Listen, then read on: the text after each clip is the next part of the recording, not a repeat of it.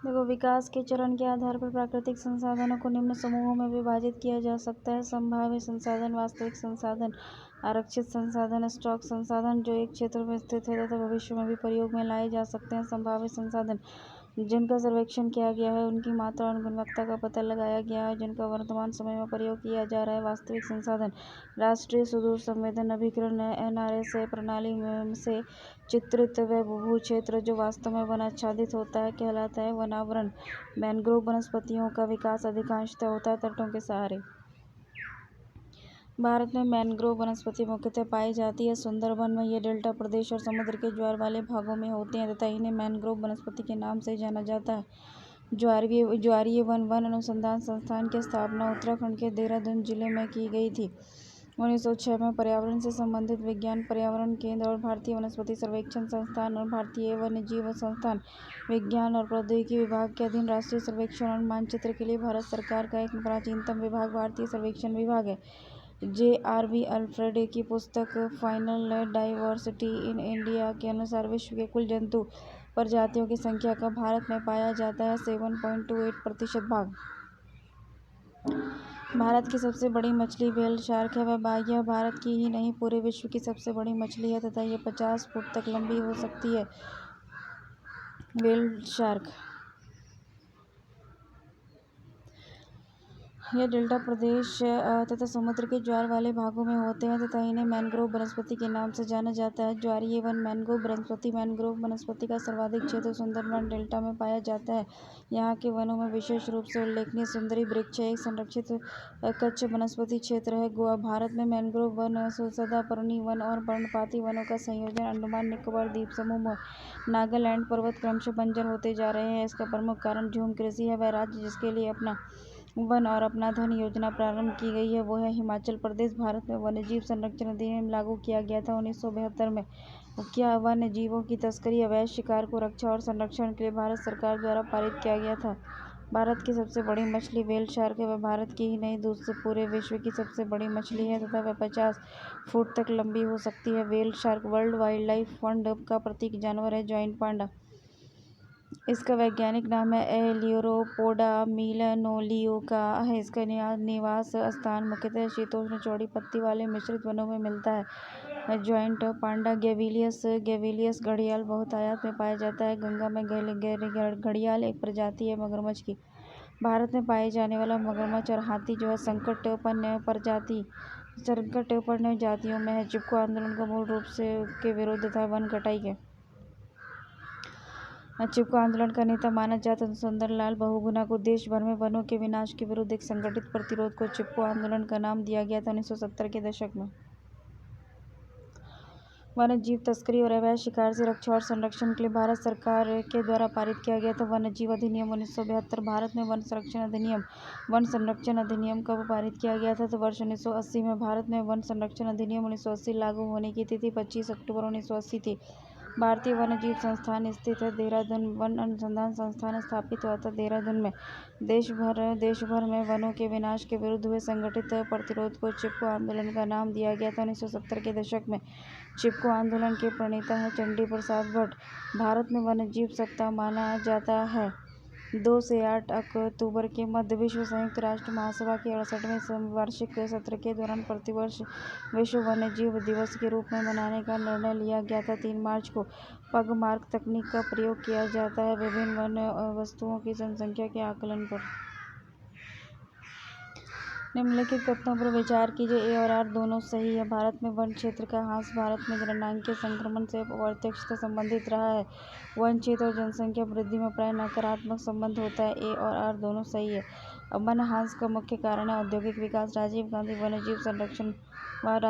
वन्यजीव संरक्षण पुरस्कार दिया जाता है शैक्षणिक तथा शोध संस्थाओं और वन और वन्यजीव जीव अधिकारियों और अन्य जीव संरक्षकों को। National bureau of plant genetics resourcing स्थित है नई दिल्ली में। पेड़ पौधे और जंतुओं की सर्वाधिक विशेषता उष्णकटिबंधीय आर्द्र वन की वन। भारत में वन प्रारूप जिसमें सागौन एक प्रभावी वृक्ष स्पीशीज है। उष्णकटिबंधीय आर्द्रता पर्णपाती वन है। उष्णकटिबंधीय आर्द्र पर्णपाती वन ऐसे क्षेत्र में पाए जाते हैं जहाँ की 100 से 200 सेंटीमीटर वर्षा मध्य होती है। आयुर्वेद और सिद्ध दवाइयों को बनाने में, पूजा सामग्री में एवं पारंपरिक खिलौनों को बनाने में किया जाता रेड सैंडर्स का प्रयोग। राष्ट्रीय वन नीति के मुख्य उद्देश्य क्या थे? सामाजिक वानिकी को प्रोत्साहन देना, देश की कुल भूमि का 1/3 वन आच्छादित करना, मरुस्थल को रोकने के लिए संयुक्त राष्ट्र अभिसमय के क्या महत्व है? इसका उद्देश्य नवप्रवर्तनकारी राष्ट्रीय कार्यक्रमों और समर्थकों और अंतर्राष्ट्रीय भागीदारी के माध्यम से प्रभावकारी कार्रवाइयों को प्रोत्साहित करना था। ये मरुस्थलीकरण को रोकने में स्थानीय लोगों की भागीदारी को प्रोत्साहित करने हेतु ऊर्ध्वभागी उपागम बॉटम अप अप्रोच के लिए प्रतिबद्ध है। मरुस्थलीकरण को रोकने के लिए संयुक्त राष्ट्र अभिसमय की स्थापना की गई थी 1994 में। बांस, शीशम, चंदन इत्यादि अन्य व्यावसायिक रूप से महत्वपूर्ण वृक्ष प्रजातियां पाई जाती हैं उष्णकटिबंधीय आर्द्र पर्णपाती वन में। ये चौड़ी पत्तियों वाले नमीयुक्त वन हैं जो दक्षिण अमेरिका के अमेजन बेसिन के बड़े भूभाग पर फैले हैं। अमेजन वर्षा वन पृथ्वी ग्रह के फेफड़ों के रूप में जाना जाता है क्योंकि उसकी वनस्पति लगातार कार्बन डाइऑक्साइड को अवशोषित कर मुक्त करती है ऑक्सीजन को। पृथ्वी की 20% से अधिक ऑक्सीजन उत्पादित होती है अमेजन वर्षा वनों के द्वारा। वह महाद्वीप जिसमें उष्णकटिबंधीय पर्णपाती वनों का विस्तार अधिक है, एशिया। मानसूनी वन कहते हैं उष्णकटिबंधीय पर्णपाती वनों को। समाचारों को में कभी कभी दिखाई देने वाले रेड सैंडर्स दक्षिण भारत के एक भाग में पाई जाने वाली एक वृक्ष प्रजाति है। इससे वैज्ञानिक नाम टेरोकार्पस स्टेलिनस है। इसका वैज्ञानिक नाम टेरोकार्पस सेंटेलिनस है। यह पेड़ आंध्र प्रदेश के पलकोंडा और सोचाचलम पर्वत श्रेणी में मुख्यतः पाया जाता है। इसकी लकड़ी सफ़ेद होती है जो कालांतर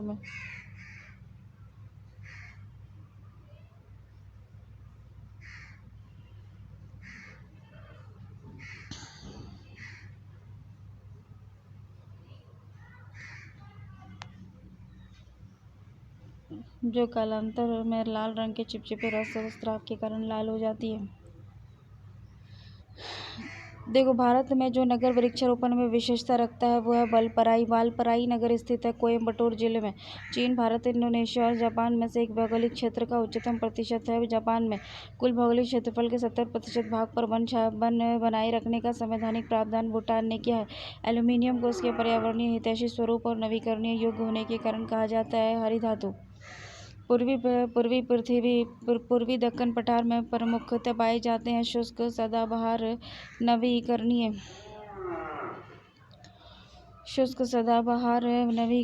वन। वाणिज्यिक दृष्टि से लाभप्रद वृक्षों को एक पाद कृषि मोनोकल्चर कृषि की अनुपम प्रकृति छटा को नष्ट कर रही है। भारतीय लकड़ी का विचार शून्य दोहन, ताड़ रोपण के विशाल भूखंडों का निर्वीकरण और मैंग्रोव का विनाश और आदिवासियों द्वारा लकड़ी को अवैध कटाई और अनाधिकार अखेट समस्या को अधिक ही जटिल बनाते हैं। लवण जल कटिकाएं फ्रेश वाटर पॉकेट्स त्वरित गति से सूख रही है क्योंकि निर्जलीकरण और मैंग्रोव का विनाश हो रहा है और इस उदाहरण के निर्देशित स्थान है सुंदरबन। वर्ष 2004 की सुनामी ने लोगों को ये महसूस करा दिया कि मैंग्रोव तटीय आपदाओं के विरुद्ध विश्वसनीय सुरक्षा बाड़े का कार्य कर सकते हैं। गराना सुरक्षा बाड़े के रूप में जिस प्रकार कार्य करते हैं वह गराना के वृक्ष अपनी सघन जड़ों के कारण तूफान और ज्वार भाटे से नहीं उखड़ते। उड़ीसा तट भारत में सर्वाधिक चक्रवात प्रवण क्षेत्र है। उड़ीसा तट जो है ये भारत का सर्वाधिक चक्रवात प्रवण क्षेत्र है। महानदी डेल्टा क्षेत्र में भारी मात्रा में मैंग्रोव का निर्वनीकरण हुआ है। चक्रवात अवरोधक के रूप में कार्य करते हैं मैंग्रोव वन। उड़ीसा के केंद्रापड़ा जिले में ब्राह्मणी, बैतरणी और महानदी डेल्टा क्षेत्र में स्थित है भितरकनिका गरान। ये मैंग्रोव वनों के लिए प्रसिद्ध है। ये एक रामसर स्थल 2002 में घोषित किया गया है। भितरकनिका गरान जो है वो रामसर से क्षेत्र के रूप में।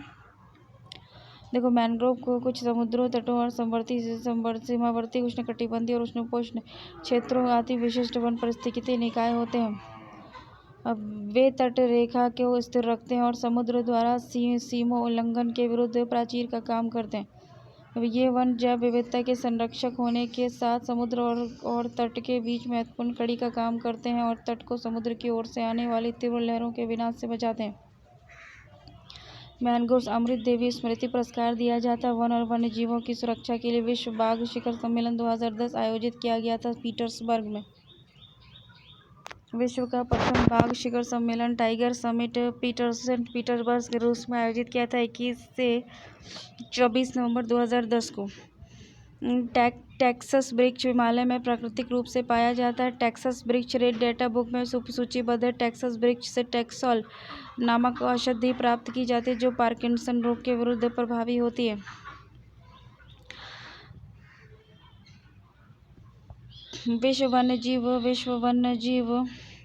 विश्व वन्यजीव कोष की स्थापना 1961 में हुई थी। जुलाई 2000 में उड़ीसा के नंदन वन अभयारण्य में 13 शेरों की मृत्यु का कारण ट्राइपनोसियासिस रोग कहा जाता है। भारत का सबसे बड़ा जीवशाला कोलकाता में अवस्थित है। यूकैलिप्टस वृक्ष को कहा जाता है पारिस्थितिकी आतंकवादी यूकैलिप्टस के वृक्ष को कहा जाता है। ये उष्णकटिबंधीय जलवायु क्षेत्र में पाए जाते हैं और ये मुख्यतः मध्य और दक्षिण अमेरिका के सदाबहार वन में पाए जाते हैं। स्पाइडर वानर भारतीय प्राणी जात जो संकटग्रस्त है।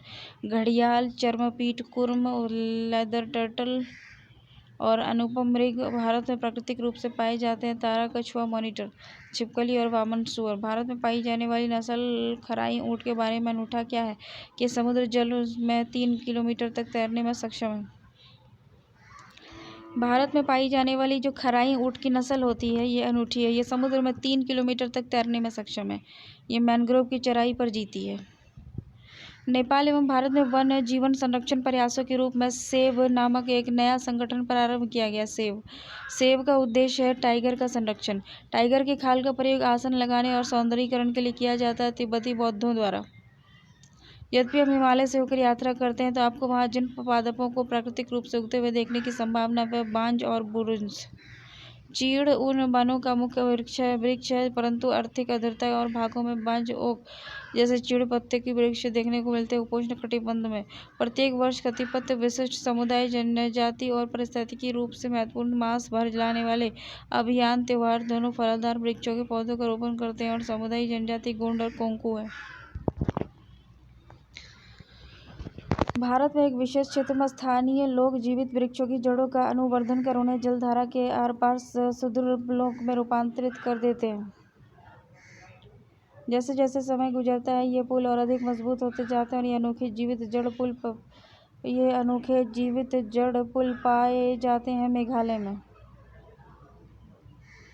जीवित जड़ पुल जो होता है ये मेघालय में होता है। अगर किसी पेड़ को काटे बिना उसे पुल बना दिया जाए तो उस पुल को कहते हैं जीवित पुल और प्राकृतिक पुल। अगर किसी पेड़ को काटे बिना उसे पुल बना दिया जाए तो उसे कहते हैं जीवित पुल।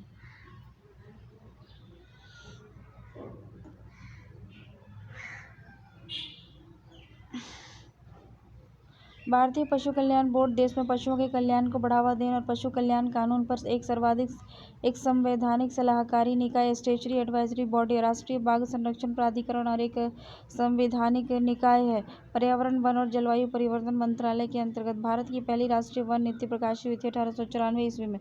स्वतंत्र भारत की पहली राष्ट्रीय वन नीति तैयार हुई थी 1952 में। देश के 1/3 और 33% क्षेत्र में, पहाड़ी क्षेत्र में 2/3 और अथवा इतना प्रतिशत क्षेत्र में अथवा वृक्षारोपण होने की आवश्यकता है। राष्ट्रीय वन नीति 1988 के अनुसार जिनका वृक्ष क्षेत्र और घनत्व 70% से अधिक होता है वो अति सघन होते हैं।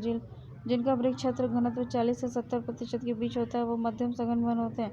जिनका वृक्ष क्षेत्र घनत्व 14 से 40% के मध्य होता है उसे खुले वृक्ष कहते हैं, वन कहते हैं। 10% से कम वृक्ष क्षेत्र घनत्व वाले निम्न स्तरीय भूमि में वन आवरण में शामिल नहीं किया जा सकता, उन्हें रखते हैं झाड़ियों की श्रेणी में।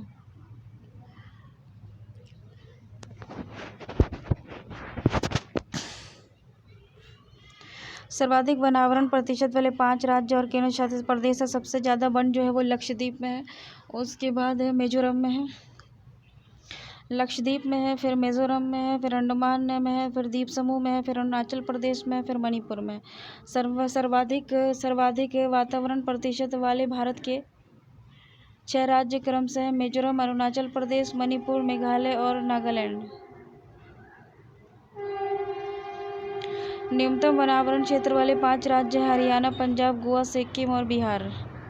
न्यूनतम वनावरण प्रतिशत वाले भारत के 5 राज्य हैं हरियाणा, पंजाब, राजस्थान, उत्तर प्रदेश और गुजरात। सर्वाधिक वनावरण प्रतिशत वाले राज्य में 4 संघीय क्षेत्र हैं लक्षद्वीप, अंडमान निकोबार, दादर नगर हवेली और चंडीगढ़। वृक्षा की दृष्टि से ISFR 2017 में सर्वाधिक क्षेत्रफल वाले 5 राज्य थे महाराष्ट्र, राजस्थान, मध्य प्रदेश, गुजरात, जम्मू कश्मीर। न्यूनतम क्षेत्रफल के 5 राज्य थे सिक्किम, त्रिपुरा, मणिपुर, गोवा, नागालैंड। भौगोलिक क्षेत्रफल से प्रतिशत के रूप में सर्वाधिक वन थे क्रमशः गोवा, केरल और गुजरात और झारखंड और तमिलनाडु में।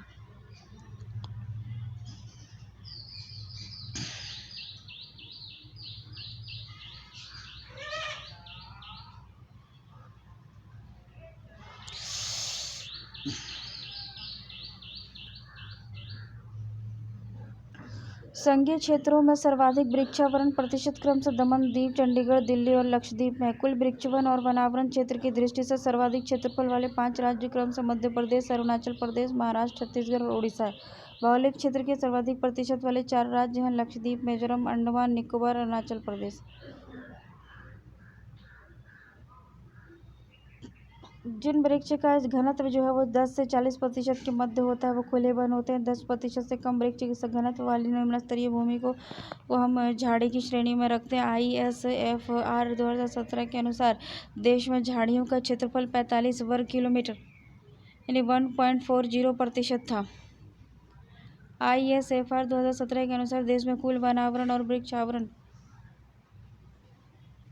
देश के कुल भौगोलिक क्षेत्रफल का 24% था। सर्वाधिक वनावरण प्रतिशत वाला राज्य जो है वो लक्षद्वीप है। सर्वाधिक वनावरण प्रतिशत वाला राज्य जो है वो मिजोरम है। कुल वृक्षारोपण और वनावरण क्षेत्र की दृष्टि से सर्वाधिक क्षेत्रफल वाले 5 राज्य हैं मध्य प्रदेश, अरुणाचल प्रदेश, महाराष्ट्र, छत्तीसगढ़ और उड़ीसा। इस दृष्टि से भौगोलिक क्षेत्र में सर्वाधिक प्रतिशत वाले 4 राज्य हैं लक्षद्वीप, मिजोरम, अंडमान निकोबार, अरुणाचल प्रदेश। ISFR 17 के अनुसार क्षेत्रफल की दृष्टि से सर्वाधिक वनावरण वाले 5 राज्य हैं मध्य प्रदेश, अरुणाचल प्रदेश, छत्तीसगढ़, उड़ीसा, महाराष्ट्र। क्षेत्रफल की दृष्टि में सर्वाधिक वनावरण वाले 5 संघीय क्षेत्र हैं अंडमान निकोबार, दादर नगर हवेली, दिल्ली, पुदुचेरी। देखो लवण सहिष्णु वनस्पति समुदाय जो विश्व के ऐसे उष्णकटिबंधीय और उपोष्णकटिबंधीय ज्वारीय क्षेत्रों में पाए जाते हैं जहां वर्षा का स्तर 1000 से 3000 किलोमीटर के मध्य और ताप का स्तर 26 से 33 डिग्री सेंटीग्रेड के मध्य है। देखो ISFR 2017 के अनुसार भारत में मैंग्रोव आवरण विश्व की संपूर्ण मैंग्रोव वनस्पति का लगभग 3.3% है। भारत में सर्वाधिक मैंग्रोव आच्छादित 4 राज्य संघीय क्षेत्र है क्रमशः पश्चिम बंगाल। भारत में सर्वाधिक मैंग्रोव वाले राज्य हैं पश्चिम बंगाल 2114 वर्ग किलोमीटर, गुजरात 1140 वर्ग किलोमीटर, अंडमान 617 वर्ग किलोमीटर और आंध्र प्रदेश 404 वर्ग किलोमीटर। 4 सर्वाधिक मैंग्रोव आच्छादित वाले जिले दक्षिणी 24 परगना, पश्चिम बंगाल का 24 परगना 2084 किलोमीटर, कच्छ का गुजरात 798 किलोमीटर, अंडमान निकोबार द्वीप समूह 425 किलोमीटर और केंद्रपाड़ा उड़ीसा 197 वर्ग किलोमीटर। विश्व में मैंग्रोव का सर्वाधिक क्षेत्र एशिया में है। उत्तर प्रदेश में सर्वाधिक वनावरण क्षेत्र वाले जिले हैं सोनभद्र, खीरी और मिर्जापुर। उत्तर प्रदेश के न्यूनतम वनावरण वाले क्षेत्र हैं संत रविदास नगर, मऊ, संत कबीर नगर, मैनपुरी। उत्तर प्रदेश में सर्वाधिक वनावरण प्रतिशत वाले जिले हैं सोनभद्र, चंदौली और पीलीभीत। उत्तराखंड के जिस वन्यजीव विहार समूह की स्थिति का पश्चिम से पूर्व की ओर क्रम है वो है केदारनाथ, नंदा देवी और बिनसर अस्कोट। राष्ट्रीय उद्यान हो गया। उसके बाद राज्य इंतानकी नागालैंड में है, बेतला झारखंड में है, सिरोही जो है वो मणिपुर में है और गुइद्दी जो है तमिलनाडु में। मिस्टर STRIP यह शब्द कभी कभी समाचार में किस संदर्भ में दिया जाता है? बाघ अभयारण्यों का रखरखाव। बाघ अभयारण्यों का रखरखाव है ये। हाल ही में कुछ शेरों को गुजरात और उनके प्राकृतिक आवास से जिस एक स्थान पर स्थानांतरित किए जाने का प्रस्ताव है वह है कूनो पालपुर वन्यजीव अभयारण्य। पारिस्थितिकी दृष्टिकोण से पूर्वी घाट और पश्चिमी घाट के बीच अच्छा संपर्क होने के लिए जिसका महत्व अधिक है वह सत्यमंगलम बाघ आरक्षित क्षेत्र। Sathyamangalam tiger reserve. झारखंड सरकार ने राज्य के विभिन्न वन्यजीव अभयारण्य में वन्यजीव प्रबंधन योजना शुरू की है 10 वर्ष की अवधि के लिए। मंडुआ अंडार अभयारण्य झारखंड के किस जिले में है? तो लातेहार में। अंतर्राष्ट्रीय टाइगर दिवस माना जाता है 29 जुलाई को। उत्तर प्रदेश में न्यूनतम वनावरण प्रतिशत वाले जिले हैं संत रविदास नगर, मैनपुरी और देवरिया।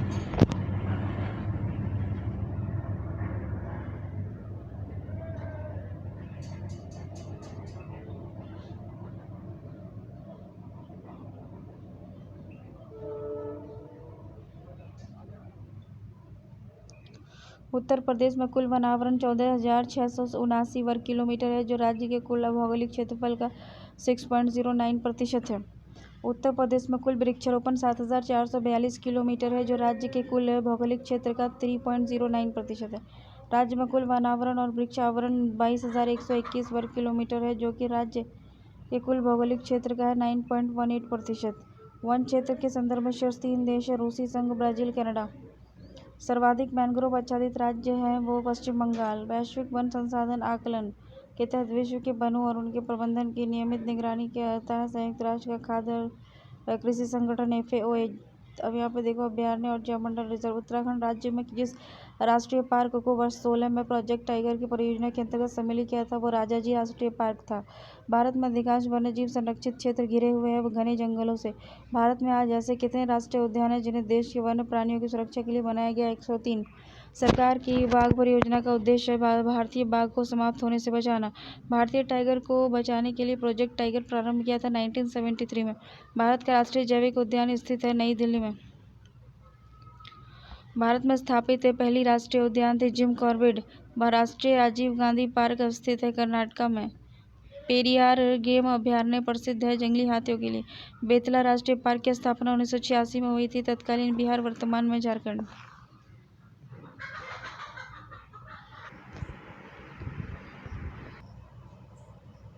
देखो, ICFR 2017 के अनुसार भारत में मैंग्रोव आवरण विश्व की संपूर्ण मैंग्रोव वनस्पति का लगभग 3.3% है। भारत में सर्वाधिक मैंग्रोव आच्छादित 4 राज्य संघीय क्षेत्र क्रमशः है: पश्चिम बंगाल 2114 किलोमीटर,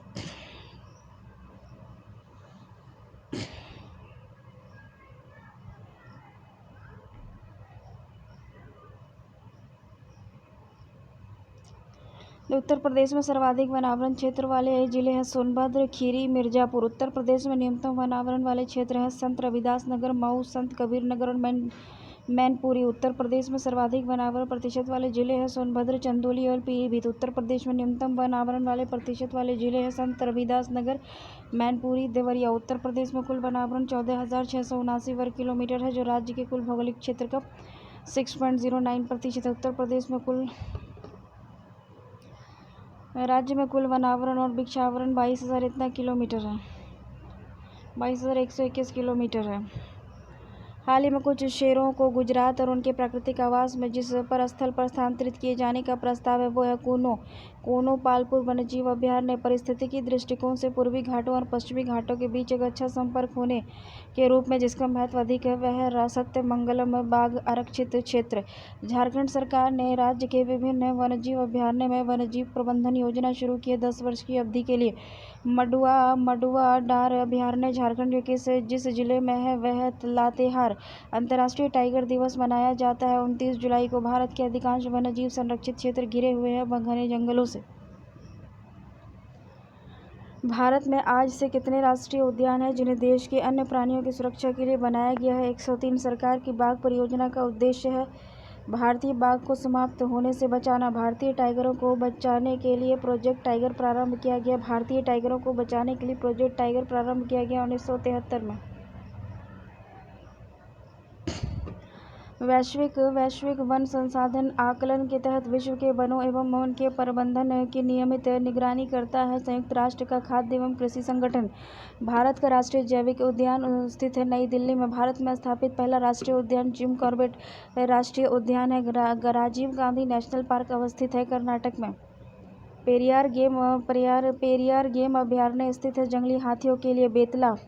बेतला राष्ट्रीय पार्क की स्थापना 1986 में हुई थी, तत्कालीन बिहार, वर्तमान झारखंड में। बेतला राष्ट्रीय पार्क की स्थापना 1986 में हुई थी, ठीक है ना, तत्कालीन बिहार में, वर्तमान में वो झारखंड चला गया है। उत्तराखंड राज्य के जिस राष्ट्रीय पार्क को वर्ष 2016 में प्रोजेक्ट टाइगर परियोजना के अंतर्गत सम्मिलित किया गया वह राजाजी राष्ट्रीय पार्क। भारत का सबसे बड़ा बाघ आवास पाया जाता है आंध्र प्रदेश में एशियाटिक बब्बर शेर गिरवन में है। उसके बाद भारत सरकार ने अब तक 18 जैवमंडल आरक्षित क्षेत्र स्थापित किए हैं, जिनको यूनेस्को ने जैवमंडल आरक्षित क्षेत्रों में विश्व संजाल में सम्मिलित किया है। 10 को भारत के विभिन्न जैव भंडारों में से जो गारो पहाड़ियों में फैला हुआ है वह नौकरेक है। नंदा देवी जीवमंडल राज्य जिस राज्य में स्थित है वह है उत्तराखंड। शिव धरोहर स्थल नंदा देवी जैव प्रमंडल आरक्षित क्षेत्र है। भारत में जैव मंडल रिजर्व की सूची हाल ही में कोल्ड डेजर्ट शीत रेगिस्तान को जोड़ा गया है।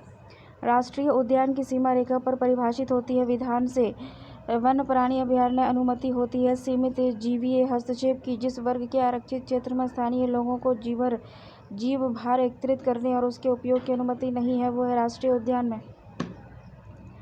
भारत को सबसे बड़ा बाघ आवास पाया जाता है आंध्र प्रदेश में। एशियाटिक बब्बर शेर गिर वन में है।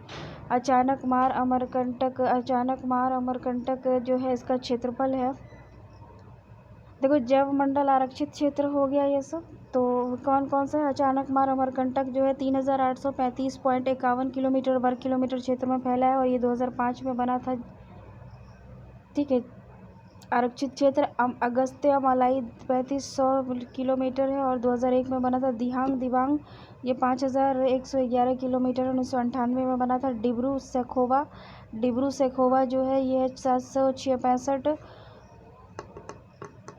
वर्ग किलोमीटर है 1997 में बना था। ग्रेट निकोबार 885 1989 में। मन्नार की खाड़ी 10,500 1989 में। कंचनजंगा 2000 में बना था। मानस जो है 2837 किलोमीटर एरिया में है स्क्वायर एरिया में है 1989 में बना था। Nanda Devi 5860 kilometre square area में है तो ये 1988 में बना था। नीलगिरी 5520 किलोमीटर स्क्वायर एरिया में है 1989 में बना है। नौकरेक 820 किलोमीटर स्क्वायर एरिया में 1988 में बना है। पंचमढ़ी 4981 1919 में बना है। सिमलीपाल 4374 1994 में बना है। सुंदरबन 9630 1989 में बना है। कच्छ 12450 2008 में बना है। शीत रेगिस्तान 7770 2009 में बना है।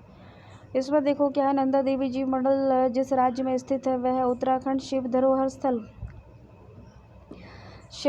स्थल घोषित है। नंदा देवी जैव मंडल आरक्षित क्षेत्र में भारत के जैव मंडल रिजर्व की सूची में हाल ही में वर्ष 2009 में जोड़ा गया है। कोल्ड डेजर्ट को राष्ट्रीय उद्यान की सीमा रेखा परिभाषित होती है। विधान से वन्यजीव प्राणी अभयारण्य में अनुमति होती है सीमित जीवीय हस्तक्षेप की। जिस वर्ग के आरक्षित क्षेत्र में स्थानीय लोगों को जीव भार एकत्रित करने और उसके उपयोग की अनुमति नहीं है वो राष्ट्रीय उद्यान में। जिस राष्ट्रीय उद्यान अभयारण्य को विश्व प्राकृतिक धरोहर के नाम से जाना जाता है वो है केवलादेव राष्ट्रीय उद्यान भरतपुर। हाथी परियोजना शुरू की गई है फरवरी 1992 में। जंगली गधों के अभयारण्य गुजरात में है। एक सींग वाला गेंडा पाया जाता है पश्चिमी बंगाल और असम में। अभयारण्य सेंचुरी राइनो के लिए जाना जाता है। काजीरंगा गेंडे के पुनर्वासित करने का कार्य जिस राष्ट्रीय उद्यान में चल रहा है वो है दुधवा राष्ट्रीय उद्यान। उद्धव पक्षी विहार अवस्थित है साहेबगंज में। जैव मंडल आरक्षित क्षेत्र नहीं है नल्ला मलाई। केवलादेव घाना राष्ट्रीय उद्यान जिसे पूर्व में भरतपुर पक्षी अभयारण्य के नाम से जाना जाता था भरतपुर राजस्थान में स्थित है। यहाँ की संरक्षित प्रजाति नहीं है शेर। जीव मंडल आरक्षित परीक्षण क्षेत्र है। आनुवांशिक भिन्नता के जैव मंडल रिजर्व एवं उनकी अवस्थिति का सुमेलन कीजिए। जैसे नौकरेक हो गया मेघालय में। मानस हो गया असम में। दिबांग अरुणाचल प्रदेश में। अगस्ता मलाई केरल तमिलनाडु में। नंदा देवी उत्तराखंड में। कंचनजंगा सिक्किम में। शीत मरुस्थल हिमाचल प्रदेश में। शीत मरुस्थल कोल्ड डेजर्ट का हिमाचल प्रदेश में। बांधवगढ़ राष्ट्रीय उद्यान मध्य प्रदेश में। बांदीपुर राष्ट्रीय उद्यान कर्नाटक में। रोहला राष्ट्रीय उद्यान हिमाचल प्रदेश में। रोहला राष्ट्रीय उद्यान हिमाचल प्रदेश में है। गिर राष्ट्रीय उद्यान गुजरात में है। उत्तर प्रदेश राजस्थान मध्य प्रदेश बंगाल से जिसमें सर्वाधिक संख्या में वन्यजीव अभयारण्य है वो है मध्य प्रदेश में। सर्वाधिक राष्ट्रीय पार्कों की संख्या 9.9 है अंडमान निकोबार और मध्य प्रदेश में। सर्वाधिक राष्ट्रीय पार्कों की संख्या 9 से 9 है अंडमान निकोबार और एवं मध्य प्रदेश में 9। उत्तर प्रदेश के प्रश्नगत पक्षी विहार और उनके जिलों के साथ सही सुमेलन कीजिए। जैसे नवाबगंज पक्षी विहार उन्नाव में। ओखला पक्षी विहार ग्रेटर नोएडा में। समस पक्षी विहार रायबरेली में। पार्वती आरंगी पक्षी विहार जयप्रकाश नगर गोंडा में। साइबेरियन सारस के लिए आदर्श प्राकृतिक निवास है राजस्थान। राष्ट्रीय उद्यान का उनके राज्यों के साथ सही सुमेलन इस प्रकार है। राष्ट्रीय उद्यान और राज्य जैसे राजाजी राष्ट्रीय उद्यान जो है वो उत्तराखंड में है। ठीक है ना। पिन वैली जो है वो हिमाचल प्रदेश के लोहत एवं स्थित जिले में है। अब देखो प्रोजेक्ट टाइगर राष्ट्रीय पार्क और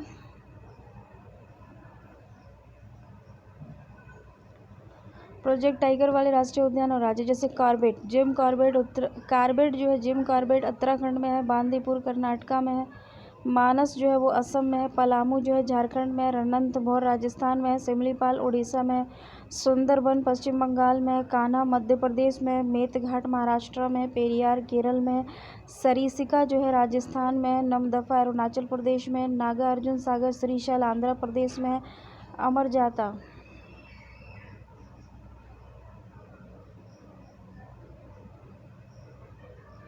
अमराबाद जो है वो तेलंगाना में है, इंद्रावती छत्तीसगढ़ में है, बुक्सा जो है पश्चिम बंगाल में है, दुधवा जो है कतरनी घाट उत्तर प्रदेश में है, दुधवा कतरनी घाट जो है ये उत्तर प्रदेश में, कलाकांड मुंडनथुराई तमिलनाडु में है, वाल्मीकि बिहार में है, पेंच मध्य प्रदेश में है, बंधव मध्य प्रदेश में है, पन्ना मध्य प्रदेश में, दम्फा मिजोरम में है, तंदोबा अंधेरी जो है महाराष्ट्र में है, भद्रा कर्नाटक में, नमेरी असम में, पेंच महाराष्ट्र में। एक पेंच मध्य प्रदेश में और एक पेंच महाराष्ट्र में।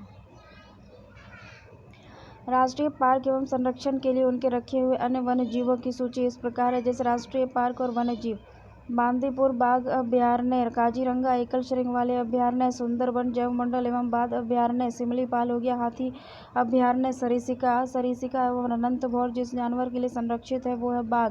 बाघों का प्रमुख रिजर्व सरिस्का जिस राज्य में अवस्थित है वो राजस्थान अलवर जिला है। सलीम अली राष्ट्रीय उद्यान स्थित है जम्मू और कश्मीर में। चंद्रप्रभा वन्यजीव अभयारण्य 78 वर्ग किलोमीटर क्षेत्रफल में विस्तारित है उत्तर प्रदेश के चंदौली जिले में। करेरा वन्यजीव अभयारण्य लगभग 202 वर्ग किलोमीटर क्षेत्र में स्थित है। पश्चिम मध्य प्रदेश के शिवपुरी जिले में 160 वर्ग किलोमीटर क्षेत्र में फैला जयसमंद वन्यजीव अभयारण्य स्थित राजस्थान के उदयपुर जिले में। नाहरगढ़ वन्यजीव अभयारण्य एक लघु अभयारण्य है जो है राजस्थान के बारां जिले में। देखो पक्के जो है अरुणाचल प्रदेश में, अन्नामलाई तमिलनाडु में, उदंती सीता नदी है छत्तीसगढ़ में, सतकोसिया जो है वो उड़ीसा में। काजीरंगा है असम में, अचानक मार छत्तीसगढ़ में, डिंडोली अंशी जो है कर्नाटका में, संजय डुबरी जो है मध्य प्रदेश में, मुड्डूमलाई तमिलनाडु में, नागरहोल कर्नाटका में, पराम्बिकुलम केरला में, सयाद्री महाराष्ट्र में, कावल तेलंगाना में, बीआरटी कर्नाटका में, सत्यमंगलम तमिलनाडु में, मुकुंद हिल्सा राजस्थान में, नवेगांव महाराष्ट्र में, पीलीभीत उत्तर प्रदेश में, बोर महाराष्ट्र में, राजाजी उत्तराखंड में, ओरंग असम में। असम में मानस अभयारण्य जाना जाता है बाघों के लिए। तो कान्हा राष्ट्रीय उद्यान जो है मांडला मध्य प्रदेश में है। बांधवगढ़ राष्ट्रीय उद्यान शहडोल मध्य प्रदेश में। माधव राष्ट्रीय उद्यान शिवपुरी मध्य प्रदेश में। इंद्रावती राष्ट्रीय उद्यान बस्तर छत्तीसगढ़ में, छत्तीसगढ़ का बस्तर जिला नक्सलाइट एरिया। राष्ट्रीय उद्यान और राजगीर वन जो है वो राष्ट्रीय उद्यान गुजरात में है। भरतपुर पक्षी विहार राजस्थान में। बांधवगढ़ गिर वन राष्ट्रीय उद्यान गुजरात में है। भरतपुर पक्षी विहार राजस्थान में है। बांधवगढ़ राष्ट्रीय उद्यान मध्य प्रदेश में। काजीरंगा असम में है। पार्क और राज्य दचीगाम वन्यजीव अभयारण्य जम्मू कश्मीर में। केवलादेव घाना पक्षी अभयारण्य राजस्थान में। कान्हा राष्ट्रीय पार्क मध्य प्रदेश में। पेरियार वन्यजीव केरल में है। दचीगाम जम्मू कश्मीर में है। पोपीकोंडा जो है आंध्र प्रदेश तेलंगाना में है। संजय राष्ट्रीय उद्यान मध्य प्रदेश में है। भारत में बाघ संरक्षित परियोजना के अंतर्गत नहीं है। चिल्का बाघ आरक्षित क्षेत्र घोषित है बांदीपुर मानस ऑफ सुंदरबन में। भारत में टाइगर रिजर्व में जो मिजोरम में अवस्थित है दफा है नमदफा। बुक्सा पश्चिम बंगाल में, दम्फा मिजोरम में है, नमेरी असम में है, नमदफा जो अरुणाचल प्रदेश में। बाघ आरक्षित क्षेत्र 2 राज्यों में विस्तृत है। पेंच व्याघ्र अभयारण्य, कान्हा रणथंभौर बांधवगढ़ है। काजीरंगा जाना जाता है गेंडे के लिए। राष्ट्रीय पार्क हो गया दचीगाम जम्मू एंड कश्मीर। पोपीकोंडा जो हो गया आंध्र प्रदेश तेलंगाना। संजय राष्ट्रीय उद्यान मध्य प्रदेश हो गया। Jim Corbett 1936, Kanha 1955, Kaziranga 1974, silent valley 1980।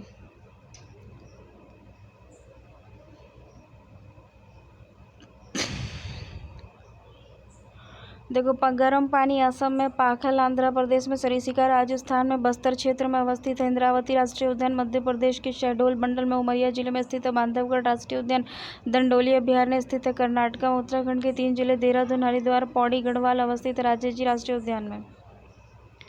राष्ट्रीय उद्यान और राज्य अंशी राष्ट्रीय उद्यान कर्नाटका में, बेटला राष्ट्रीय उद्यान झारखंड में, इंद्रावती राष्ट्रीय उद्यान छत्तीसगढ़ में, गोगामल राष्ट्रीय उद्यान महाराष्ट्र में। काजीरंगा जो है गेंडा गिर शेर में है। सुंदरबन बाघ पेरियार हाथी। पेरियार राष्ट्रीय उद्यान बाघ और हाथी, राजाजी राष्ट्रीय उद्यान हाथी, मानस राष्ट्रीय उद्यान हाथी। एक नेशनल पार्क इसकी अनूठा है, वह एक प्लवमान क्लोटिंग वनस्पति से युक्त अनूप स्वयं होने के कारण समृद्ध जैव विविधता को बढ़ाता है। कैबुल तमजाऊ नेशनल पार्क चमकीले नीले धब्बों के साथ मखमली काले आंखों वाली ब्लू मॉर्मन तितली को सर्वप्रथम राज्य तितली के रूप में घोषित किया है महाराष्ट्र में।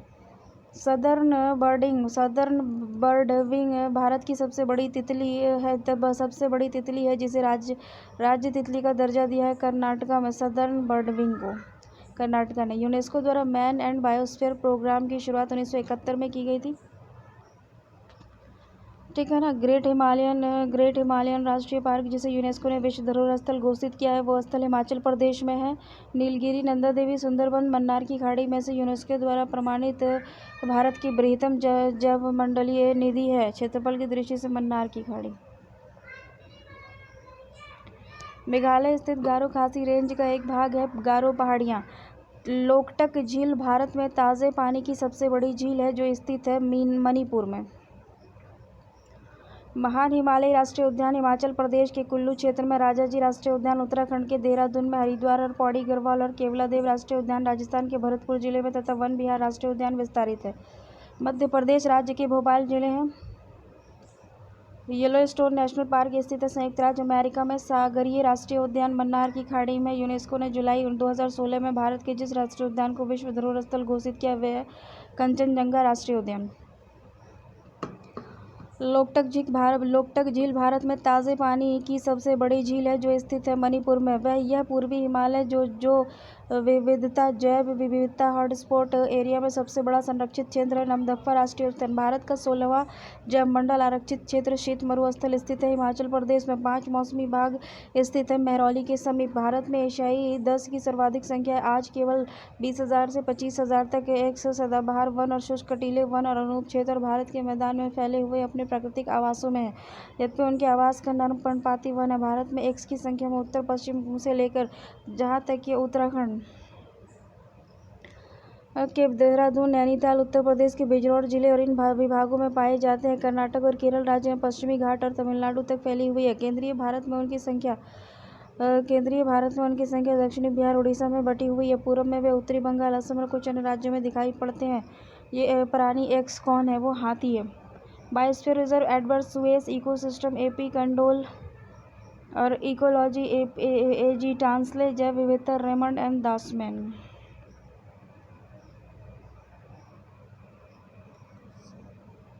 देखो, समतल विश्व में बाघों की संख्या जो है वो है 3,000-4,000 के मध्य है। भारत में बाघों की संख्या 2,226 है। जिस राष्ट्रीय उद्यान में वन्यजीव प्रबंधन के लिए ड्रोन और मानव रहित हवाई वाहन का उपयोग करना प्रारंभ कर दिया है। बांदीपुर टाइगर रिजर्व में गिर के शेरों को रखे जाने हेतु जिस राष्ट्रीय पार्क का चयन किया गया वह है पालपुर नामक स्थल पर अवस्थित कूनो वन्यजीव अभयारण्य का एशियाई शेरों के पुनर्प्रदेश स्थल के रूप में चयन किया गया है श्योपुर मध्य प्रदेश जिले में। अब देखो, बांदीपुर कर्नाटका में, मेलघाट जो है महाराष्ट्र में, बुक्सा पश्चिम बंगाल में, पकुई जो है अरुणाचल प्रदेश में। कॉर्बेट राष्ट्रीय उद्यान अपना जल प्राप्त करता है रामगंगा नदी से। कॉर्बेट राष्ट्रीय उद्यान अपना जल प्राप्त करता है रामगंगा नदी से। नेशनल पार्क में से जिसकी जलवायु उष्णकटिबंधीय से उपोष्ण, शीतोष्ण और आर्कटिक तक परिवर्तित होती है वो नमदफा नेशनल पार्क है। बुक्सा बाघ परियोजना भारत में किस राज्य में स्थित है? वह है पश्चिम बंगाल। शुक्ला फांटा वन्यजीव अभयारण्य स्थित है नेपाल में। भितरकाशिकनिका उड़ीसा लवण जल सागर है। मरुस्थलीय राष्ट्रीय महान भारतीय सारंग उद्यान राजस्थान है। दम्फा राष्ट्रीय टाइगर रिजर्व मिजोरम में है। गुमटी वन्यजीव अभयारण्य त्रिपुरा में है। सारामती शिखर नागालैंड में है। पूर्वोत्तर भारत में राज्यों में विशेषतः असम में पाए जाते हैं। हुलुक गिवन। ग्रेट इंडियन हॉर्नबिल के अपने प्राकृतिक आवास में पाए जाने की सबसे अधिक संभावना कहाँ है? वेस्टर्न घाट में। इसका प्राकृतिक आवास वेस्टर्न घाट है और इस पक्षी का वैज्ञानिक नाम ब्यूसिरस बाइकोनिमस है। ये पक्षी एक विशेष प्रकार का घोंसला बनाता है। वनों की कटाई होने से इस पक्षी के प्राकृतिक आवास नष्ट हो गया। ग्रेट इंडियन हॉर्नबिल दम्फा राष्ट्रीय रिजर्व, मिजोरम में गुमटी वन्यजीव अभयारण्य, त्रिपुरा में सारामती शिखर, नागालैंड में कॉर्बेट राष्ट्रीय उद्यान से होकर प्रवाहित होती है रामगंगा और कोसी नदियाँ। कॉर्बेट नाशक से कोसी और रामगंगा बहती है। कॉर्बेट राष्ट्रीय उद्यान से होकर प्रवाहित होती है रामगंगा और कोसी नदियाँ। ब्रह्मपुत्र, दिफू, मोरा, दिफू एवं मोरा धनतरी नदियाँ प्रवाहित होती है। काजीरंगा राष्ट्रीय उद्यान से होकर, साइलेंट वैली राष्ट्रीय उद्यान से होकर गुजरती है कुंती पुजहा नदी। पंजाब प्रांत में ब्यास और सतलज के संगम पर स्थित है हरिके आर्द्रभूमि। राजस्थान प्रांत के भरतपुर में गंभीर और वानगंगा नदी के संगम पर स्थित है केवलादेव घाना राष्ट्रीय उद्यान। आंध्र प्रदेश में कृष्णा और गोदावरी नदी के डेल्टा में स्थित ताज़े पानी की झील है कोलेरू झील। भारत में सर्वप्रथम एक समुद्री सेंचुरी जिसकी सीमाओं के अंतर्गत प्रवाल, भित्तियाँ, मोलस्का, डॉल्फिन, कछुआ और अनेक प्रकार के समुद्री पक्षी हैं स्थापित किया गया है। कच्छ की खाड़ी में नीलगिरी की मेघ बकरियाँ पाई जाती हैं। इराविकुलम राष्ट्रीय पार्क में अस्कोट वन्यजीव सेंचुरी जिस जनपद में है वह जनपद है पिथौरागढ़। राष्ट्रीय पार्क वन्यजीव अभयारण्य, राष्ट्रीय पार्क वन्यजीव अभयारण्य राज्य बोंडला वन्यजीव अभयारण्य गोवा। कांगेर घाट राष्ट्रीय पार्क छत्तीसगढ़। ओरंग अभयारण्य असम। उष्णकोटि वन्यजीव अभयारण्य उड़ीसा, जिसे मिनी काजीरंगा के नाम से जाना जाता है, वह ओरंग अभयारण्य असम है। चिनार वन्यजीव विहार अवस्थित है केरल में। सुल्तानपुर बर्ड सेंचुरी स्थित है गुड़गांव, गुरुग्राम में। तमिलनाडु की पक्षी विहार अवस्थित है करिकिली में। जिस देश में उसके कुल क्षेत्रफल का 30% से अधिक क्षेत्र राष्ट्रीय पार्क के अंतर्गत आता है वो है भूटान। भूटान देश का 30% एरिया राष्ट्रीय पार्क के अंतर्गत आता है। विश्व का सबसे बड़ा वनस्पतिक उद्यान स्थित है कीव, इंग्लैंड में। बुंडाला जीव प्रमंडल आरक्षित क्षेत्र जो हाल ही में यूनेस्को के मानव और जीव मंडल मैन और बायोस्फीयर तंत्र में सम्मिलित किया गया है, वह स्थित है श्रीलंका में। सोलर एनर्जी प्राप्त होती है सूर्य से। जैविक मात्रा में सर्वाधिक उपयोग की जाती है सौर ऊर्जा। सूर्य से प्रकाश से सौर ऊर्जा में परिवर्तित किया जाता है फोटोवोल्टिक तकनीक के द्वारा। पेट्रोलियम उत्पादन और वन उत्पादन और नाभिकीय विखंडन और सौर सेल में से सर्वोत्तम पर्यावरण अनुकूल है वन उत्पाद सौर सेल। पर्यावरण अनुकूल कौन है? सौर सेल। जीवाश्म ईंधन नहीं है यूरेनियम। पौधे के उत्पाद जो कि हजारों वर्षों से पृथ्वी के नीचे दबे पड़े थे या पौधे के जीवाश्म का उपयोग हम ईंधन के रूप में करते हैं वो है जीवाश्म ईंधन। नाभिकीय ऊर्जा उत्पाद हेतु कच्चे माल के रूप में प्रयुक्त किया जाता है यूरेनियम। परमाणुओं के संयोजन और विखंडन प्रक्रिया के द्वारा उत्पन्न की जाती है नाभिकीय ऊर्जा। न्यूनतम पर्यावरणीय प्रदूषण उत्पन्न करता है हाइड्रोजन। हाइड्रोजन के महत्व को देखते हुए भारत में वर्ष 2003 में गठन किया गया था राष्ट्रीय हाइड्रोजन बोर्ड। वैज्ञानिक के अनुसार भविष्य में ईंधन क्या है? भविष्य का ईंधन क्या है? हाइड्रोजन है। ऊर्जा संकट से तात्पर्य है कोयला और पेट्रोल जैसे जीवाश्म ईंधन के समाप्त होने का खतरा। वैकल्पिक ऊर्जा रिन्यूएबल एनर्जी रिसोर्सेज में देखो सबके लिए सतत ऊर्जा दशक पहल संयुक्त राष्ट्र संघ के द्वारा किया गया था 2014 से 2024 तक। अंतर्राष्ट्रीय सौर गठबंधन का प्रथम शिखर सम्मेलन संपन्न हुआ था नई दिल्ली में। 100% सौर ऊर्जा पर चलने वाला भारत का पहला केंद्र शासित प्रदेश जो है वो दीव है। 100% सौर ऊर्जा पर चलने वाला भारत का पहला केंद्र शासित प्रदेश जो था वो दीव था। कभी भी समाचारों में दिखाई पड़ने वाले घरेलू अंश आवश्यकता डोमेस्टिक कंटेंट रिक्वायरमेंट पद का संबंध जिससे है वह सौर शक्ति उत्पादन के विकास से। शैवाल आधारित जैव ईंधन उत्पादन को स्थापित करने और इंजीनियरिंग करने हेतु निर्माण पूरा करने तक जरूरत होती है उच्च स्तरीय विशेषज्ञ और प्रौद्योगिकी की। ऊर्जा का एक नाभिकीय स्रोत है सौर ऊर्जा। सौर, पवन, ज्वारीय पनबिजली ऊर्जा आदि प्राकृतिक संसाधन के उदाहरण है। नवीकरणीय ऊर्जा कभी न समाप्त होने वाली प्रदूषण रहित ऊर्जा है सौर ऊर्जा। ऊर्जा संकट से तात्पर्य है कोयला, पेट्रोल आदि का खत्म हो जाना। कोयला, खनिज तेल, गैस, विद्युत, परमाणु ऊर्जा में से भारत में धारणीय विकास के दृष्टिकोण से विद्युत उत्पादन का सबसे अच्छा स्रोत है जल विद्युत। सौर शक्ति, जैव पुंज शक्ति, लघु जल विद्युत शक्ति, अपशिष्ट शक्ति ऊर्जा। वैसे भारत में जो नाभिकीय ऊर्जा स्रोत सर्वाधिक संभाव्य वाला वो है सौर शक्ति। जैव ईंधन के संबंध में निम्न में से कथन सत्य है। जैव ईंधन परिस्थितिकी अनुकूल होती है। जैव ईंधन ऊर्जा संकट के समाधान में योगदान दे सकता है। जैव ईंधन मक्का से भी बनता है। बायोडीजल की फसल जेट्रोफा है। एथेनॉल एक प्रसिद्ध अल्कोहल है, इसे एथिल अल्कोहल भी कहते हैं। इसका प्रयोग होता है हरित ईंधन के रूप में। पाइन करंज फर्न से भी किण्विनीकरण कर एथेनॉल प्राप्त किया जाता है, इसे शामिल करते हैं हरित ईंधन स्रोत के रूप में। कभी ना समाप्त होने वाली तथा प्रदूषण रहित ऊर्जा है सौर ऊर्जा। वैकल्पिक ऊर्जा का सबसे बड़ा संग्रहागार है सौर ऊर्जा। कहते हैं इसको पाइन करंज फर्न से भी किण्विनीकरण एथेनॉल प्राप्त किया जाता है। उसे शामिल करते हैं हरित ईंधन स्रोत में। जिसकी खेती एथेनॉल के लिए की जा सकती है वह है मक्का। देखो जेट्रोफा पंगामिया और सूरजमुखी की खेती की जा सकती है बायोडीजल के लिए। नाभिकीय शक्ति परियोजना के अंतर्गत पर्यावरणीय प्रभाव जिनका अध्ययन किया जाना और हल निकाला जाना है वे है वायु, मृदा, जल का रेडियोधर्मी प्रदूषण, वन अपरोपण और पेड़ पौधे एवं जंतु समूह की क्षति और रेडियोधर्मी अपशिष्ट का निस्तारण। अंतर्राष्ट्रीय सौर गठबंधन के इंटरनेशनल सोलर अलायंस को प्रारंभ किया था 2015 में संयुक्त राष्ट्र जलवायु परिवर्तन सम्मेलन ने। कर्क रेखा व मकर रेखा के बीच स्थित है 121 देशों का वह समूह जो अपनी ऊर्जा आवश्यकताओं के लिए सूर्य द्वारा प्राप्त ऊर्जा का उपयोग करने हेतु प्रसिद्ध है। अंतर्राष्ट्रीय गठबंधन इंटरनेशनल सोलर अलायंस। जैसे देखो कोयला आधारित तापीय बिजली घर अमल वर्षा में अंशदायी होता है और कोयले के जलने पर कार्बन के ऑक्साइड उत्सर्जित होते हैं। सल्फर डाइऑक्साइड के लिए उत्तरदायी है कोयले में सल्फर की उपस्थिति। सूक्ष्म जैविक कोशिकाएं माइक्रोबियल फ्यूल सेल ऊर्जा का सस्टेनेबल स्रोत समझी जाती है क्योंकि ये जीवित जीवों को उत्प्रेरक के रूप में प्रयुक्त कर कुछ सबस्ट्रेटों से विद्युतीय उत्पादन कर सकती है। विविध प्रकार के जैव पदार्थ जैसे सबस्ट्रेट से रूप में प्रयुक्त करती है। ये जल शोध और विद्युत उत्पादन करने के लिए अवशिष्ट जल शोधन संयंत्रों में स्थापित की जा सकती है। फरीदाबाद हरियाणा में है आईएसए का सचिवालय। ऊष्मा रासायनिक परिवर्तन द्वारा ठोस बायोगैस का दहन योग्य गैस मिश्रण में रूपांतरण ही बायोमास गैसीकरण है। जीवन भार गैसीकरण को भारत में ऊर्जा संकट के धारणीय सस्टेनेबल हालों में एक समझा जाता है। हाल के संदर्भ में कथन सही है। नारियल आवरण मूंगफली का छिलका।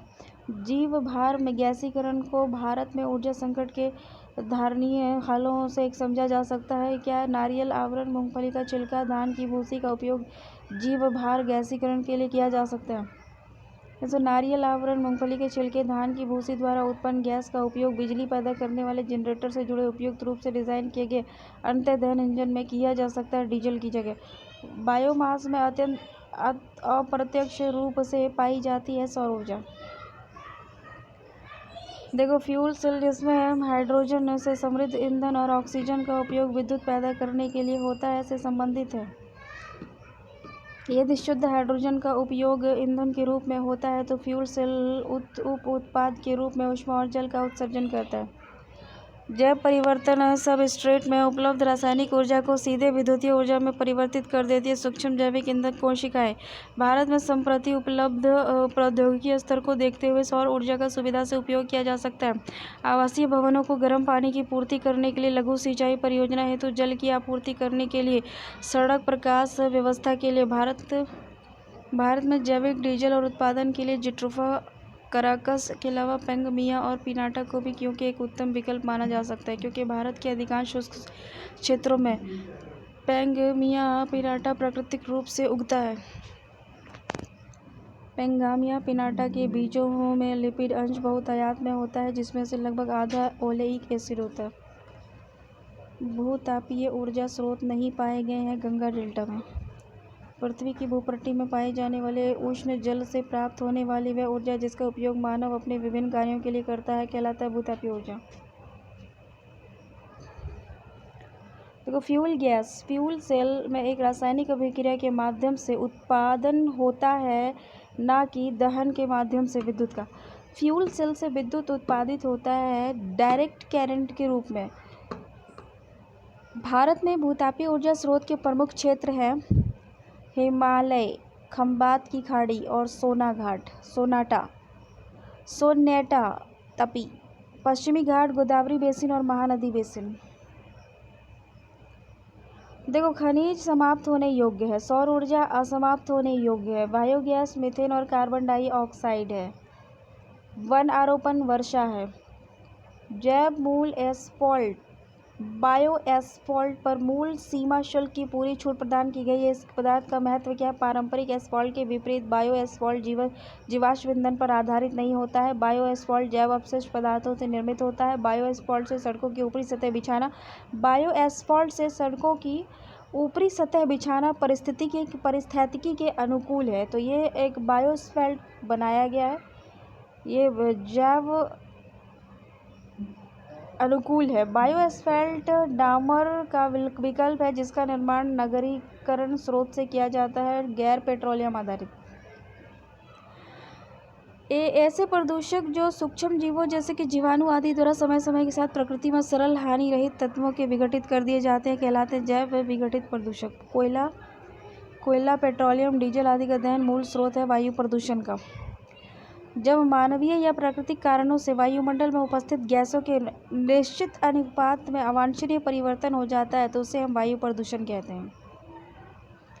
वायु प्रदूषण के दो स्रोत हैं, प्राकृतिक स्रोत भी हैं और मानव जनित स्रोत भी हैं, ठीक है ना। ज्वालामुखी उद्गार, जैविक पदार्थों से सड़ने से निकलने वाली गैसें, सल्फर डाइऑक्साइड, नाइट्रोजन ऑक्साइड आदि प्राकृतिक स्रोत से। जैव अपघटनीय प्रदूषक हैं सीवेज, प्रकाश रासायनिक धूम कोयले के बने से में उत्पन्न होता है। नाइट्रोजन ऑक्साइड प्रकाश रासायनिक धूम कोरा, स्मॉग शब्द स्मोक और फॉग से मिलने से बनता है स्मॉग।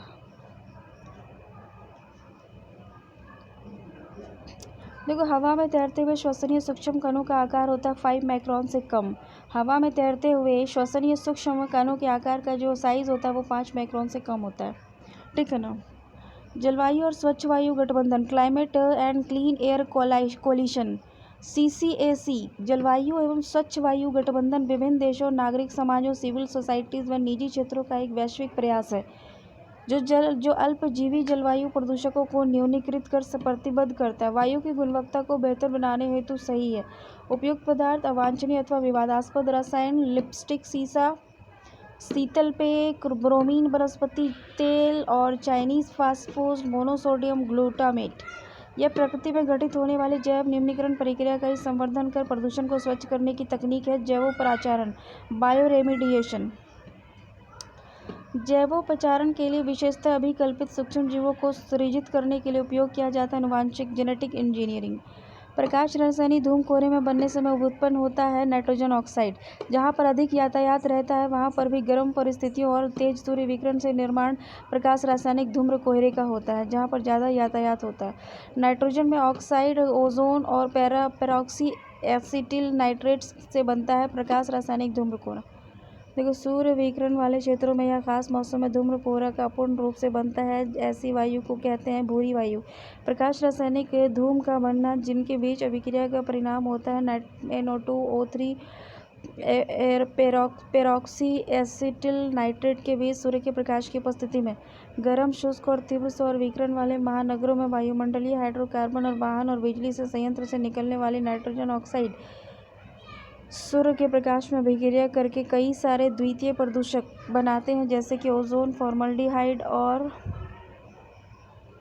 पेरोक्सी एसिटिल नाइट्रेट आदि। इन सभी क्रियाओं को प्रकाश रासायनिक कहते हैं क्योंकि इनमें दोनों शामिल होते हैं, सूर्य का प्रकाश और रासायनिक प्रदूषण। पेरोक्सी एसिटिल नाइट्रेट और ओजोन और फॉर्मल्डिहाइड। ऑक्सीजन और नाइट्रोजन के मिलने से नाइट्रिक ऑक्साइड बनता है और यह गैस वायु से मिलकर नाइट्रोजन डाइऑक्साइड का निर्माण करती है। NO2 भूरे रंग की तीखी गैस होती है। मानव जनित पर्यावरण प्रदूषण कहलाते हैं एंथ्रोपोजेनिक। मानव जनित पर्यावरणीय प्रदूषण कहलाते हैं एंथ्रोपोजेनिक। वे पदार्थ जिनसे प्रदूषण फैलता है उसे कहते हैं प्रदूषक। जैव निम्नीकरणीय रहित प्रदूषण मुख्यतः पर्यावरण में प्रवेश करते हैं प्रदूषण के कारण।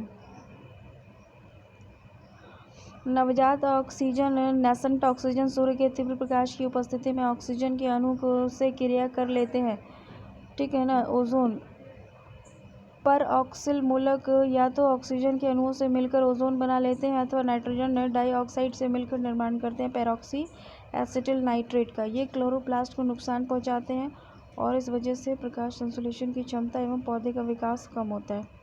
ये कोशिका के माइटोकॉन्ड्रिया में होने वाले इलेक्ट्रॉन ट्रांसपोर्ट चेन को बाधित करते हैं और ये एंजाइम प्रणाली को भी प्रभावित करते हैं। पैन, ठीक है ना। ये पेड़ पौधे के इलेक्ट्रॉन ट्रांसपोर्ट चेन को भी प्रभावित करते हैं और एंजाइम प्रणाली को भी प्रभावित करते हैं। मनुष्य की आंखों में बहुत ज़्यादा जलन और उत्तेजना पैदा होती है पैन के द्वारा। पैन और O2 मिलकर छोटी छोटी बूंदें बना लेते हैं और वायु से मिलकर पैन तथा O3 धुंध बना लेती है। अधिक कोहरे निर्माण से घटती है दृश्यता। भारी ट्रक यातायात, निर्वाचन सभाएं, पॉप संगीत और जेट उड़ान से अधिकतम ध्वनि प्रदूषण का जेट उड़ान है। वे वायु प्रदूषक जो प्रदूषक स्रोत से सीधे वायु में मिलते हैं कहलाते हैं प्राइमरी पोल्यूटर। ऐसे वायु प्रदूषक जो प्राथमिक वायु प्रदूषक तथा साधारण वातावरणीय पदार्थों की क्रिया के फलस्वरूप उत्पन्न होते हैं उसको द्वितीय वायु प्रदूषक कहते हैं। PAN ओजोन और स्मॉग है।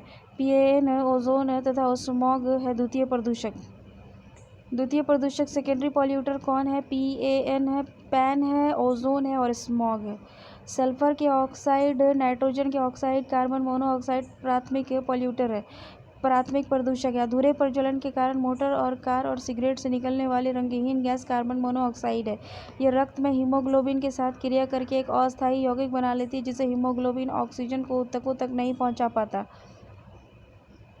यह मानव स्वास्थ्य के लिए अत्यंत हानिकारक गैस है कार्बन मोनोऑक्साइड। मोटर वाहन से निकलने वाले निम्न में से कौन सी एक मुख्य प्रदूषक गैस है? Carbon monoxide.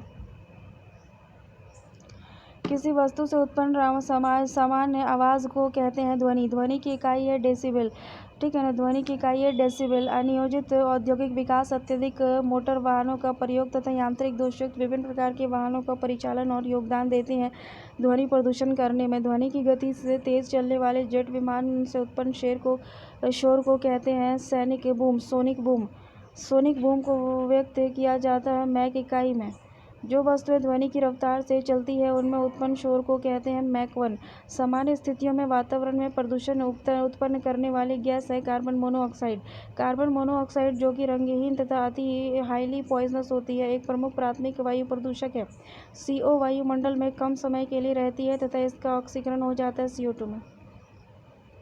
वाहनों में पेट्रोल के जलने से धातु वायु को प्रदूषित करती है लेड। इंजन में नॉकिंग रोकने के लिए प्रयुक्त किया जाता है लेड को। बच्चों के दिमाग में विकास में बाधा पहुंचाता है और उनके बुद्धिमत्ता लेवल IQ को घटाता है। और तो वयस्कों के हृदय और श्वसन संबंधी बीमारियों को उत्पन्न करता है लेड। वायु प्रदूषक में से जो रक्त धारा को प्रदूषित कर मौत उत्पन्न करता है वो है कार्बन मोनोऑक्साइड। देखो, वायु प्रदूषक ऑक्सीजन की अपेक्षा अधिक शीघ्रता से रक्त में हीमोग्लोबिन में घुस जाता है कार्बन मोनोऑक्साइड। यह गैस हीमोग्लोबिन अणुओं से ऑक्सीजन की तुलना में 240 गुना और 300 गुना अधिक तेजी से कंबाइंड संयुक्त हो जाती है और जिस कारण वायु में पर्याप्त ऑक्सीजन होने पर भी सांस लेने में कठिनाई होती है और घुटन महसूस होने लगती है कार्बन मोनोऑक्साइड की वजह से। Ozone, hydrogen sulphide, carbon dioxide, carbon monoxide में से जो वायु प्रदूषक सबसे हानिकारक है वो है ozone, hydrogen sulphide, carbon dioxide. Carbon monoxide में से सबसे ज़्यादा हानिकारक है वो है कार्बन मोनोऑक्साइड। हाईली पॉइजनस है कार्बन मोनोऑक्साइड। एक द्वितीयक प्रदूषक नहीं है सल्फर डाइऑक्साइड। भूमिगत जल को दूषित करने वाले अजैविक प्रदूषक हैं आर्सेनिक, जो वाटर को पॉल्यूट करते हैं। भारत में कई जगहों पर भूमिगत जल आर्सेनिक से संक्रमित होते हैं। यह संक्रमण मुख्यतः प्रकृति में पाए जाने वाले उत्पन्न आर्सेनिक से होता है जो उत्पन्न होता है बेड रॉक्स में होता है। आर्सेनिक के लगातार संपर्क से बीमारी हो जाती है ब्लैक फुट हो जाता है। विश्व स्वास्थ्य संगठन के अनुसार मानक के अनुसार आर्सेनिक की मात्रा होनी चाहिए 0.05 मिलीग्राम पर लीटर।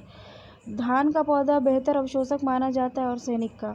भूजल के जरिए आर्सेनिक अनाज में पहुंच रहा है, इससे प्रभावित होता है समूची खाद्य श्रृंखला। उर्वरक में अत्यधिक प्रयोग से होता है जैसे मृदा प्रदूषण, जल प्रदूषण, वायु प्रदूषण। यह प्रदूषण विभिन्न प्रकार की फसलों के माध्यम से मानव और पशुओं के आहार श्रृंखला में भी पहुंचता है तथा विभिन्न प्रकार की गंभीर बीमारियों से मनुष्य और पशुओं को ग्रस्त होता है। उर्वरक कार्बनिक पोषक जैसे कि फॉस्फेट, नाइट्रेट घुलकर जलीय पारिस्थितिकी तंत्र में आ जाते हैं। यह जलीय पारिस्थितिकी तंत्र सुपोषण यूट्रोफिकेशन को कहते हैं। अम्लीय वर्षा, अम्लीय कोहरे और अम्लीय धुंध को सम्मिलित रूप से कहा जाता है अम्लीय निक्षेप। अम्ल वर्षा के लिए उत्तरदायी नाइट्रस ऑक्साइड, सल्फर डाइऑक्साइड। उद्योग और यातायात के उपकरणों से निर्मित नाइट्रस ऑक्साइड, सल्फर डाइऑक्साइड गैसें वायुमंडल में स्थित जल में प्रतिक्रिया करके सल्फ्यूरिक ऑक्साइड और नाइट्रिक ऑक्साइड बनाती है और ओस और वर्षा की बूंदों के साथ पृथ्वी पर गिरने लगती है। यही एसिड रेन कहलाती है। अंतर्राष्ट्रीय स्तर पर सल्फर के उत्सर्जन में कमी का प्रयास किया जाता रहा है हेलसिंकी प्रोटोकॉल 1985 के तहत। मथुरा की तेल शोधनशालाओं में उत्सर्जित SO2 को उत्पन्न अम्ल वर्षा क्षति पहुंचा रही है ताजमहल के सौंदर्य को। ताजमहल पर अम्ल वर्षा से जनित हानिकारक प्रभाव को रोकने के लिए भारत सरकार द्वारा विकसित किया गया है ताज ट्रेपीजियम जोन। SO2 को क्रैकिंग गैस भी कहते हैं, क्योंकि यदि लगातार ये पत्थर पर प्रवाहित की जाए तो पत्थर हो जाता है छत विक्षत। कार्बनिक उर्वरक और कीटनाशक अवशेष मृदा में रासायनिक गुणों को बदल देते हैं और विपरीत प्रभाव डालते हैं भूमि के जीवों पर। औद्योगिक मलबे से अधिक रासायनिक प्रदूषण होता है चमड़ा उद्योग से। औद्योगिक मलबे में सर्वाधिक रासायनिक प्रदूषण होता है चमड़ा उद्योग से। जल प्रदूषण, मृदा प्रदूषण के लिए मुख्य रूप से यही उद्योग उत्तरदायी है। चमड़ा उद्योग जल और मृदा के लिए। अम्लीय वर्षा निम्नांकित द्वारा वायु प्रदूषण के कारण होते हैं नाइट्रस ऑक्साइड और सल्फर डाइऑक्साइड। सामान्यतः ऐसी वर्षा जिसका pH मान 5 से 6 से कम हो कहलाती है अम्लीय वर्षा। वातावरणीय प्रदूषण औद्योगिक निःसंतों और प्रकृति में होने वाली विभिन्न क्रियाओं के फलस्वरूप उत्पन्न सल्फर डाइऑक्साइड तथा नाइट्रस ऑक्साइड गैसें वायुमंडल में पहुंचकर ऑक्सीजन और बादल के जल में साथ रासायनिक अभिक्रिया कर क्रमशः सल्फ्यूरिक एसिड और नाइट्रिक एसिड बनाकर वर्षा के साथ पृथ्वी पर गिरती है, जिससे पृथ्वी पर होता है एसिड का जमाव। इसमें कहते हैं अधिक अम्लता के कारण अम्लीय वर्षा के हाइड्रोजन आयन और मृदा के पोषक धन आयन के बीच आदान प्रदान होता है। इसके फलस्वरूप पोषक तत्वों का निक्षलन, लीचिंग हो जाता है, एकदम समाप्त हो जाता है मृदा की उर्वरता। अम्लीय वर्षा में वे प्रदूषक जो वर्षा जल और हिम को प्रदूषित करती है सल्फर डाइऑक्साइड, नाइट्रोजन डाइऑक्साइड। अम्लीय वर्षा होती है बादल में जब एवं सल्फर डाइऑक्साइड प्रदूषक को मध्य प्रतिक्रिया के फलस्वरूप। शंकुधारी वृक्षों के घने कोनैपी में पत्तियों के भूरे रंग के लिए उत्तरदायी होता है अम्लीय वर्षा का निक्षेप। अम्लीय वर्षा को से कम हो जाता है मिट्टी का pH। अम्लीय वर्षा जहरीली धातुओं को उनके प्राकृतिक रासायनिक उर्वरकों से टूटने में मदद करती है। यह धातु पीने योग्य जल और मृदा में प्रवेश कर दुष्प्रभाव डालते हैं बच्चों के तंत्रिका तंत्र पर। वर्षा के पानी में धुलने से वर्षा का पानी अम्लीय हो जाता है सल्फर डाइऑक्साइड के कारण। एक वायु प्रदूषक गैस है और जीवाश्म ईंधन के जलन फलस्वरूप उत्पन्न होती है सल्फर डाइऑक्साइड। अम्लीयता का लगभग आधा हिस्सा वायुमंडल से पृथ्वी पर स्थानांतरित होकर जमा हो जाता है शुष्क रूप में। मरुस्थलीय क्षेत्र में शुष्क से आर्द्र निक्षेप का अनुपात उच्च रहता है, क्योंकि वहां पर ज़्यादा होता है शुष्क जमाव।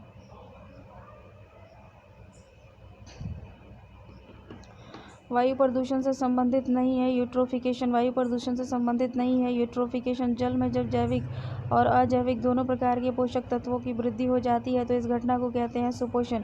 अत्यधिक पोषकों की उपस्थिति में शैवालों का विकास तेजी से होने लगता है, उसे कहते हैं शैवाल Bloom, algal Bloom. Asbestos fibre से घिरे वातावरण में ज़्यादा देर तक रहने से हो जाता है एस्बेस्टोसिस। फ्लाई ऐश एक प्रदूषक वाहन उत्पाद है जो जलाने से प्राप्त होता है कोल के दहन से उत्पन्न प्रदूषक है फ्लाई ऐश। कोयला आधारित ताप विद्युत घरों से उत्पन्न होने वाले इस सूक्ष्म पाउडर से जीवों में होते हैं श्वसन संबंधी रोग, जिसे वायु में मिलने से रोकने के लिए इलेक्ट्रोस्टैटिक विक्षेप और अन्य कर्ण स्पंदन उपकरण का प्रयोग किया जाता है फ्लाई ऐश से। ग्रीन मफलर संबंधित है ध्वनि प्रदूषण से। ग्रीन मफलर संबंधित है ध्वनि प्रदूषण से। वस्तु में जो जीवाणु से नष्ट नहीं होता है प्लास्टिक। वस्तु जो जीवाणुओं से नष्ट नहीं होता है वो है प्लास्टिक। जैव निम्नीकरणीय है रबर। वे पदार्थ जो जैविक प्रक्रम द्वारा अपघटित हो जाते हैं कहलाते हैं जैव निम्नीकरणीय। सिगरेट का टुकड़ा, चमड़े का जूता, फोटो फिल्म और प्लास्टिक का थैले में से जिसके क्षय होने में सबसे अधिक समय लगता है वो प्लास्टिक का थैला है। वायु प्रदूषक और जैविक सूचक का कार्य करता है लाइकेन। शैवाल तथा कवक के द्वारा होता है लाइकेन का निर्माण। वायु प्रदूषण का सबसे अधिक प्रभाव लाइकेन पर पड़ता है, क्योंकि ये होते हैं बड़े संवेदनशील प्रदूषक। संकेतक पौधा है लाइकेन सबसे अच्छे सूचक होते हैं वायु पॉल्यूशन के। जैविक ऑक्सीजन की आवश्यकता। BDO एक प्रकार का प्रदूषक सूचकांक है जलीय वातावरण में। BOD का अधिक होना दर्शाता है जल के संक्रमित होने को। बायोलॉजिकल ऑक्सीजन डिमांड अगर ज़्यादा है तो इसका मतलब ऑक्सीजन की कमी हो रही है और जल प्रदूषित है। कार्बनिक अपशिष्ट जैसे सीवेज की मात्रा बढ़ने से अपघटन की दर बढ़ जाती है और O2 उपयोग भी इसी साथ बढ़ जाती है, जिसकी फलस्वरूप मात्रा घट जाती है और घुली ऑक्सीजन डिजॉल्व ऑक्सीजन की कुछ ही सहनशील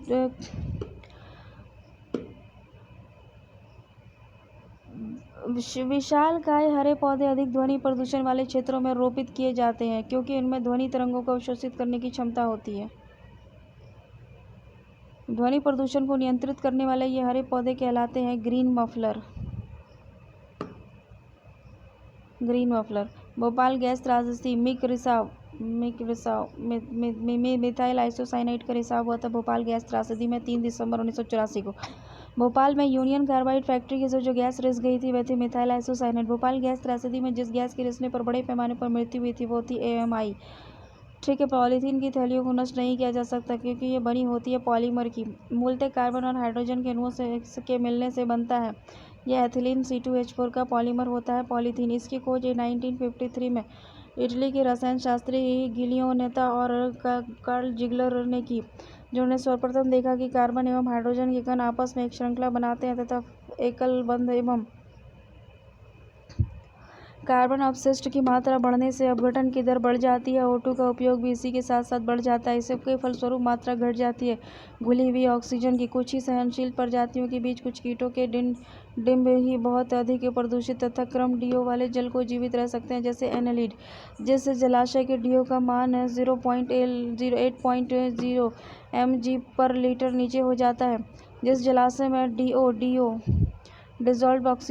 जलाशय में डिसॉल्व्ड ऑक्सीजन का मान 8.0 मिलीग्राम पर लीटर से नीचे हो जाता है, उसे रखा जाता है कंटामिनेटेड जल की श्रेणी में। जिस किसी जल में BOD की अधिकता संकेत देती है उसका सीवेज से प्रदूषण हो रहा है, तो उसका जल जो है वो सीवेज से प्रदूषित हो रहा है। जिसका भी अगर जल का अधिकतम संकेत देती है BOD डिमांड की। नदी के जल प्रदूषण के निर्धारण के लिए घुली हुई मात्रा मापी जाती है ऑक्सीजन की। गंगा नदी में BOD सर्वाधिक मात्रा में पाया जाता है, कानपुर और इलाहाबाद के मध्य।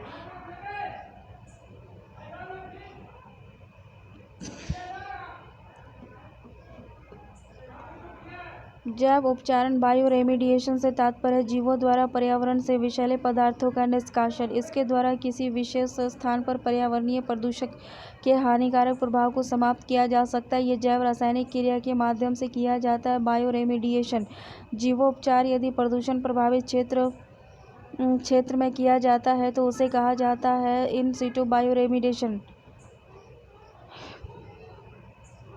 मूलतः कार्बन और हाइड्रोजन के अणुओं के मिलने से बनता है। ये एथिलीन का पॉलीमर बहुलक होता है। पॉलीथीन का इसकी खोज 1953 में इटली के रसायन शास्त्री गैलीलियो नत्ता और कार्ल जिगलर जर्मनी के की थी। सर्वप्रथम देखा कि कार्बन और हाइड्रोजन के कण आपस में एक श्रृंखला बनाते हैं तथा एकल बंध और द्विबंध के रूप में स्थापित हो जाते हैं, और इस खोज के लिए गैलीलियो ने नत्ता एवं कार्ल जिगलर को 1963 में रसायन का नोबेल पुरस्कार दिया गया था पॉलीथीन की खोज में।